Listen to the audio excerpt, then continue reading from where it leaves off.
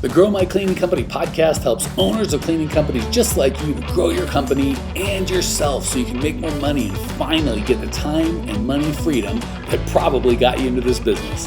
Discover how to automate and create systems that allow you to grow like crazy without losing control. If you dig the show and want to show some love, subscribe, rate, and review on iTunes. It really helps. Enjoy the show.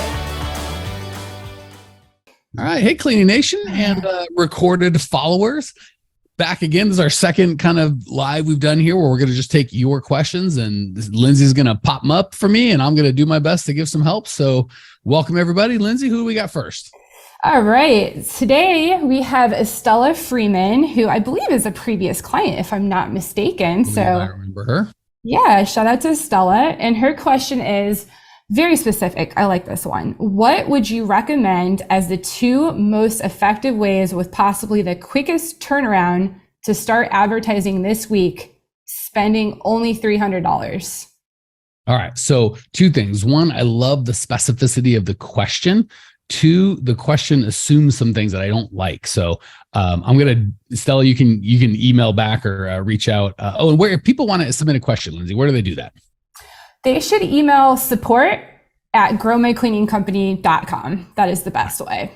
Cool. So I'm going to ask what I think would be a more helpful question, Stella. And if you are not satisfied, feel free to email Lindsay at support@growmycleaningcompany.com and we'll see if we can help you. But here's the thing.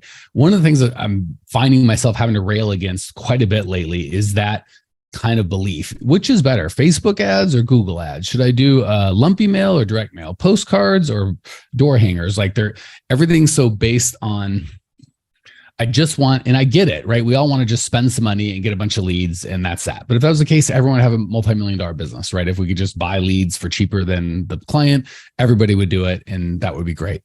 But it's not effective. So what you really need to do, and this is what we coach. And by the way, some of you guys will be like, man, I hear the same thing from Mike over and over. It's like, yep, because this is how I know to build a business. You should be nervous if I'm changing all the time with different stuff.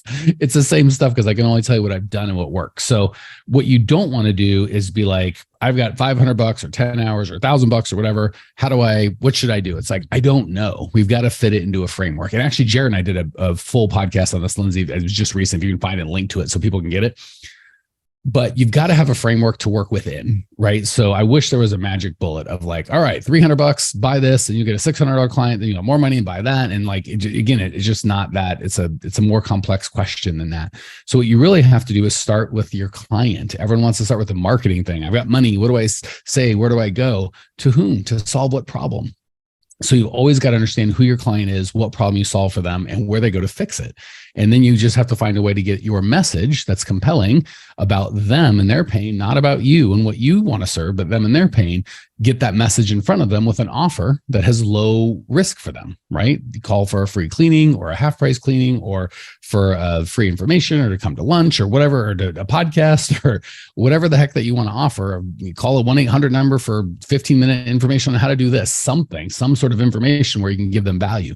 So without knowing who your client is, what pain you solve, what their price point is, how they go to solve that pain, it would be foolhardy for me to go, oh, take your $300 and put it in local service ads. Maybe they could be great, but I don't know who your customer is. So we're starting at the wrong spot. So you've always got to start with the problem that you solve. That's the business. And then we can figure out how to execute getting that message out to the right people. But until you know what the right people are and what the right message is, it's crazy to go, where should I put this message? But I'm not going to tell you what the message is or who the people are that are going to absorb the message. Those are the most important things, right? Even if I had the best place in the world to get your message out, but you didn't know who your people were, you'll never get the best place and your message is going to be wrong.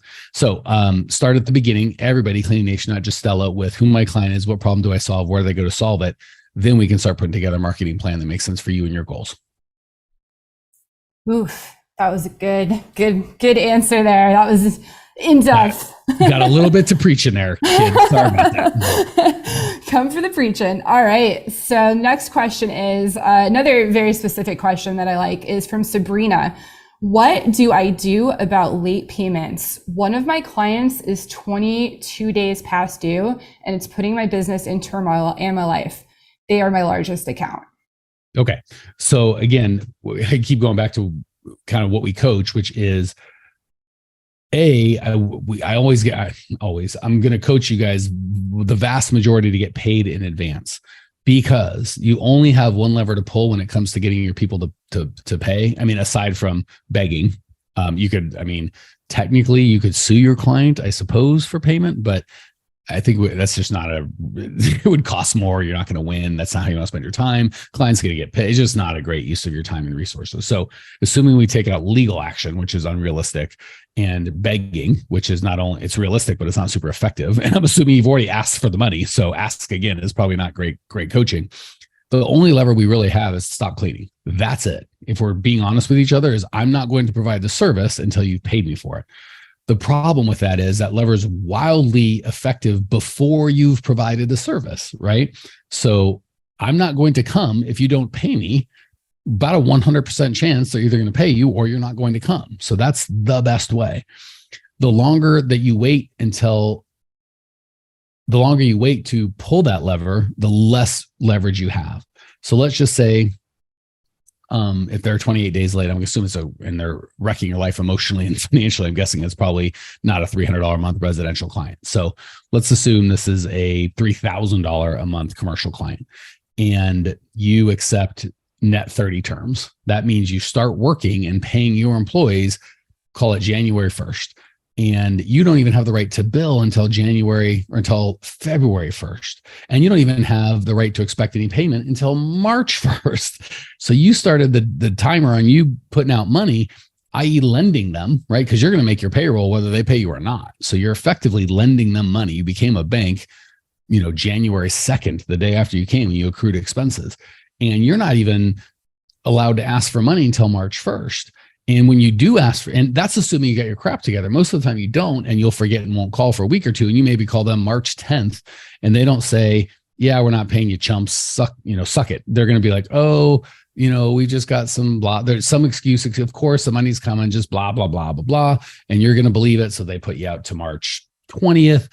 And then you got like, hey, this is really a big deal. I'm like, well, hold on. Now this is serious. We're going to look at it. And by March 30th, you're now 3 months in, and at $3,000 a month, that's $9,000. And you've had to probably spend somewhere around $4,000 or $5,000 of your own money.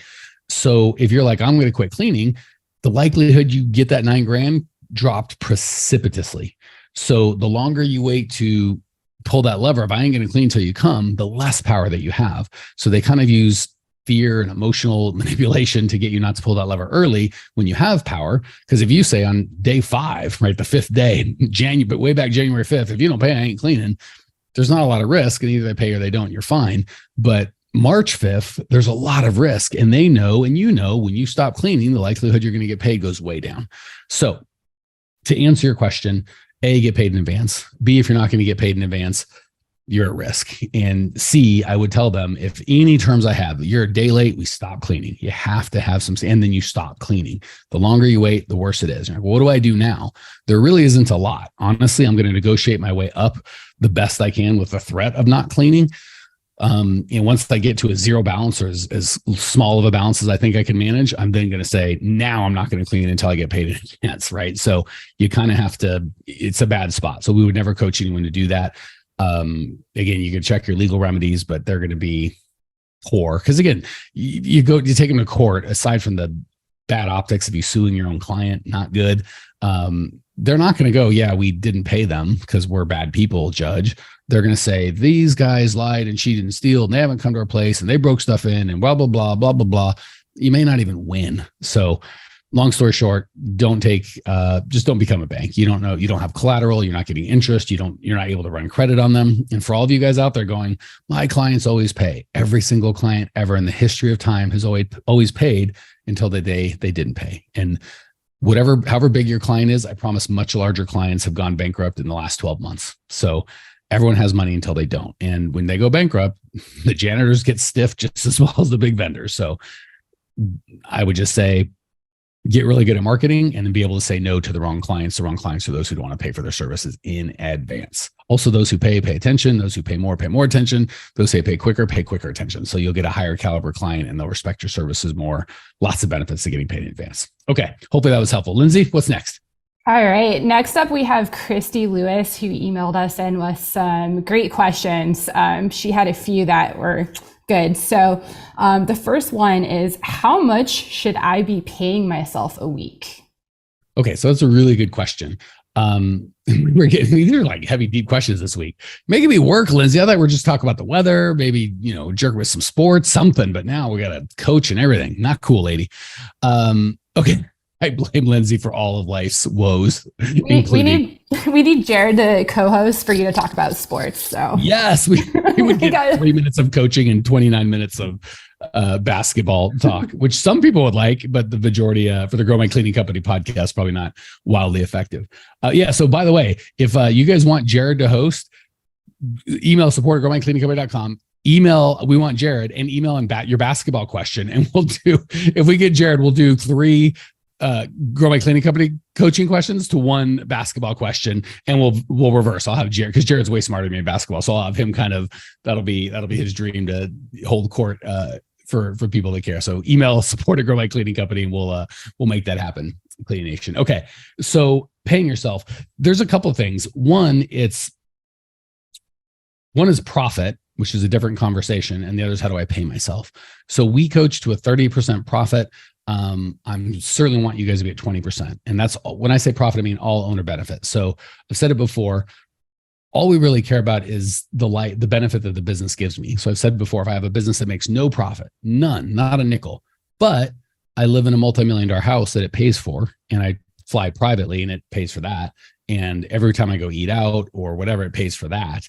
And I'm able to borrow 5-10 grand a month off of it and pay it back at some point. That can still be, that's a pretty nice package, even if you're like, there's no profit, right? But I get to live $1 million lifestyle.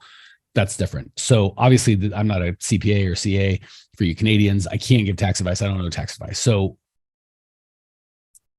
what I'm trying to say is profit wise, make sure you get 20 or 30% total owner benefit. And when you're smaller, that's going to be it, right? If you're doing 10, 15 grand a month and say you're at 30% profit off of a $10,000 company, that's only 3 grand. You're like, well, shouldn't I get a salary on top of that?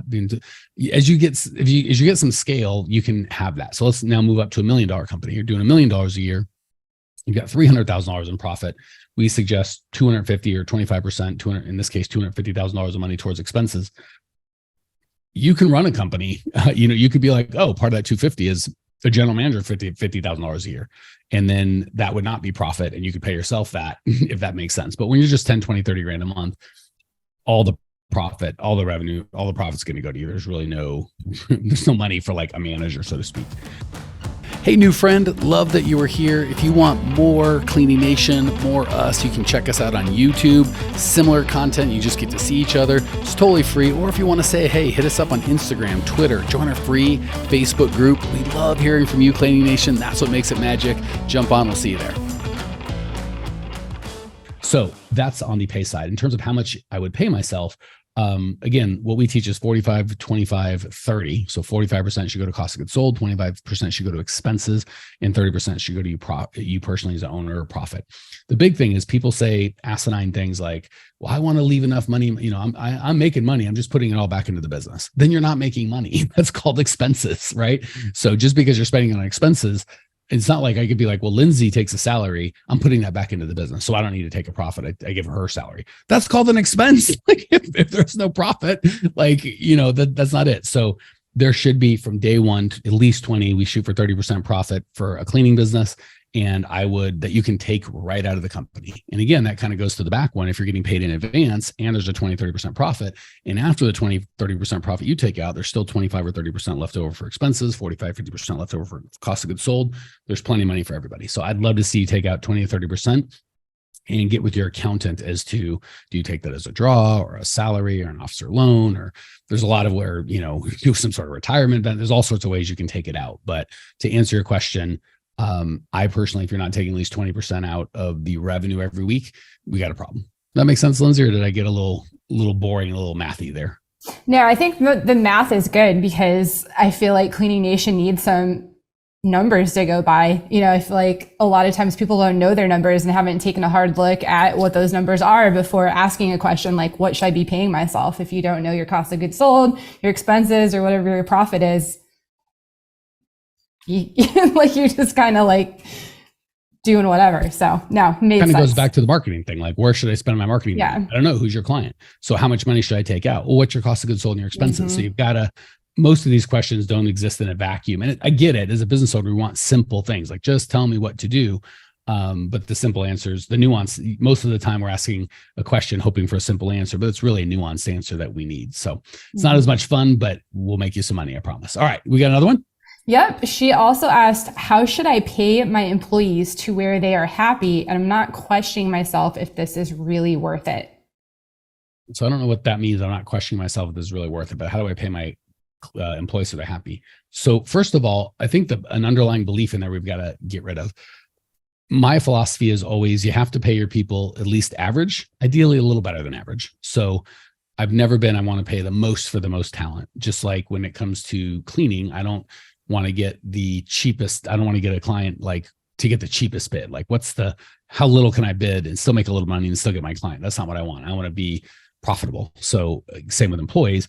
I want to just pay them enough. So, but I don't want to compete on that. So I wouldn't be like, well, to get talent, how much do I have to pay to attract them that they wouldn't otherwise want this job? So if Lindsay was like, I don't really like it here and I don't like what I'm doing and I don't like the team, but gosh, that's a lot of money. So I guess I'll be here and just take it as long as no one else gives me more money, not the environment I want to be in.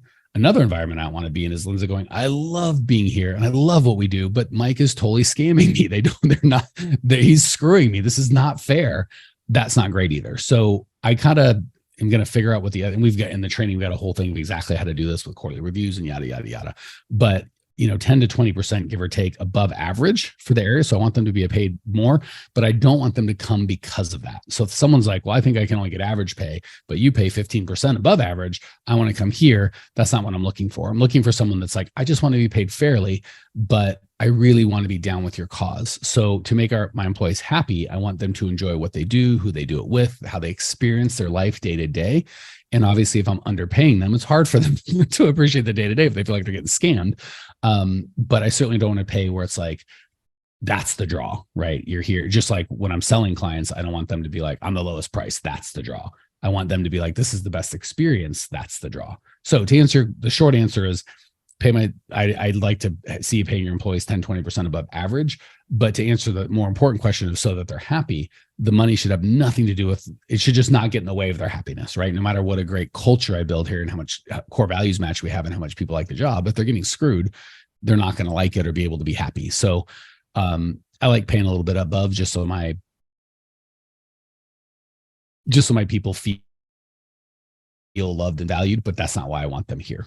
Did that make sense, Lindsay? I don't know if I got it in my own head or if that made sense to the rest of the world. No, I think it made total sense. Definitely. Okay. If Lindsay gets it, we all get it. We got time for one, maybe two more. And let's do all of her questions because I feel maybe we can save some. I want to make sure we get as many different people to play. Yeah, I have a great question here from Jessica Spitzer from Facebook. She says, would you recommend hiring someone as a sales, air quotes, position? What would their job duties look like and how would you base their commission? They would just be doing the initial sales referrals and not walkthroughs? ? Okay, so then you kind of cut me off there because you asked would I hire and I was going to say yes, but then you said they would be doing this, not that, which is a different thing. Not you, but Jessica. Come on, Jessica. So I'll do my best to answer. What I hear is two parts. So for commercial, I really don't like having salespeople. Well, here's the thing. When it comes to salespeople, most of the problem that small businesses make is they don't know how to market and they think they'll just abdicate that to a salesperson. Like get out there and find some leads and rustle them up and then, then sell them and I'll give you some money. Very few people can do that, certainly for the money that you're going to be able to afford as a small cleaning company owner. So I would definitely invest money in marketing. And once you've got marketing going, so good leads are coming in every month, that's step one, way more important than hiring. So no, I would never hire a salesperson before I had some sort of lead flow to sell. Because if it's like, hey, I want you to sell the thing and do the thing, and I'm going to keep I'm going to market it and find the clients and whatever, and I'm going to keep all the money. Salespeople aren't typically going to do that. So especially at this level, unless they're making a lot of money, which we're not going to be able to afford. And even then, yeah, there's 1,000 reasons I wouldn't do, not 1,000, but there's several reasons I wouldn't do that. And I'm not going to get into. So first and foremost, have lead flow. So before I have lead flow, no, I would not hire a salesperson. Once I have lead flow, I'm going to look at best use of my time. So if I'm commercial and the lead flow is a good commercial company might get 3 to 8 bids a month, right? Unless they're massive. I can and if those average bids, 2-3 grand a month, 2-3 grand a month, 30 grand a year, say they stay 3-4 years, we're talking $100,000 contracts, right? So if that bid takes me 2 or 3 hours, way willing to do that. And especially if over a month's time, it only takes me 10 or 15, I'm just going to do that myself. So again, if you think about it, say that a bid that's going to be $100,000 lifetime value takes you 3 hours. What's $33,000 of revenue per hour? I guess you could sub that out, but is what you're going to be doing worth $33,000 an hour? So I don't like subbing that on commercial very much. When it comes to residential, same thing. You say the average client's $350 a month. So it's about $4 grand a year. They stay 2 years, 2.5 years, about 10 grand a customer. Say it takes me 2 hours to deal with it. I don't think it'll take that long. Really, 5 grand an hour is, what am I doing? And if it's like, well, I'm doing payroll or scheduling or washing rags or, whatever the crap, it's probably way less valuable. So to answer your question, when it comes to a salesperson, unless I had lead flow, no. If I'm commercial, still probably no. If I'm residential and I've got a bunch of lead flow and it's taking me, 5-10 hours a week, like I've got enough lead flow where it's at, then I'm going to look at hiring a salesperson. And just some sort of permission. I just do some sort of commission on the first, month's job, probably give them all the profit. Cause half, $400 a month, cost of goods sold is $200. I give you $200.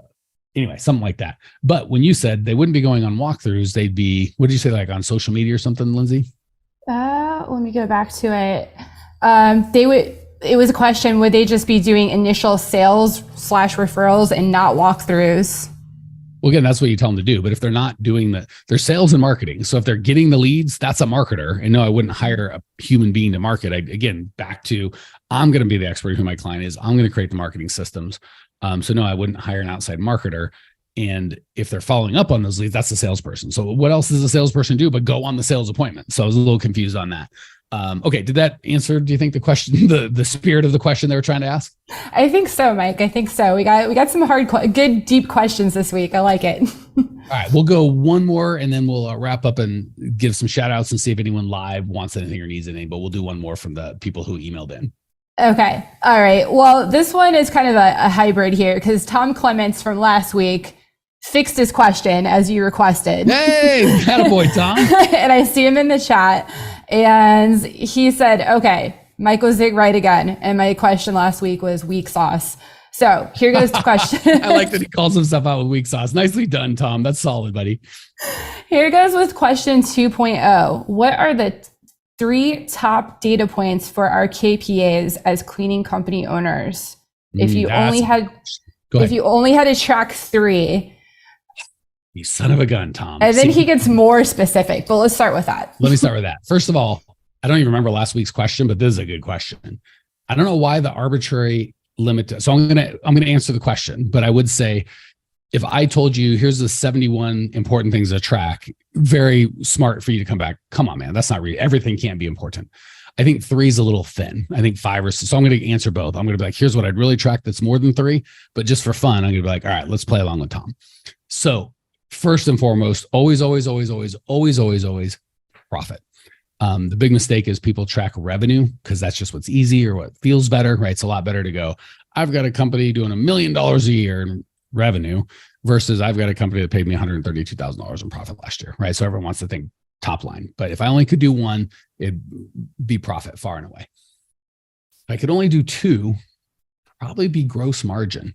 So what my revenue was minus cost of goods sold, right? So easy. If I'm selling pencils and I buy the pencils at $1 and I sell them for $1.50, like that 50 cents is my margin. Like what's my actual now again, there's expenses and overhead. I'm not talking about that. So just gross profit would be number 2. I could only have one more thing. Probably be change in revenue or change in profit from change in revenue or change in profit from last month. Am I going up? Am I going down? What the heck's going on? All right. That said, so hopefully that satisfies a hard question. Yeah, you should never be tracking dozens of things, but if I'm always going to do revenue, gross profit, like I mentioned, profit, those are the top 3. And then I'm going to track leads, bid, sales, and then I'm going to track applicants, interview, starts. So that's kind of 9 things I want pretty much all the time. Yeah, that's about it. And again, it depends if I'm like, I've got plenty of staff and I've got floaters and everything's good, that applicants interview starts isn't as big of a deal. But if I'm still cleaning or I don't have enough cleaners, then that needs to be tracked. And the same thing, if I'm growing like hotcakes, applicant or leads bid sales isn't important. But if I'm not growing like I want, then leads bid sales becomes important. All right. Before we call it, anything in the chat that was hilarious or fun or questions or comments, anything you need to share? Are we all good? We are all good, Mike. Lindsay says we're good. We're good. We'll see you next week, guys. Well, here we are, the end of the podcast, and you made it. Great job. I've got a little bonus for you for sticking through with me. But like I mentioned before, if you got value out of this podcast and you want to show a little love, subscribe, rate, and review on iTunes, Spotify, wherever the heck you're listening to this thing. Share it with a friend. Share the love. And as a special thank you for those of you that stuck with me to the end, how about I give you my personal phone number so we can text? It's a great way for me to get to know you, your business, your goals personally. So shoot me a text now, 602-932-6431, 602-932-6431. I am the only one who responds to these texts, and I will personally respond to everyone I possibly can as long as this number is manned. Don't know how long we're going to keep this at the end of the podcast, so grab it now, 602-932-6431. Give me a text, say hey, can't wait to meet you.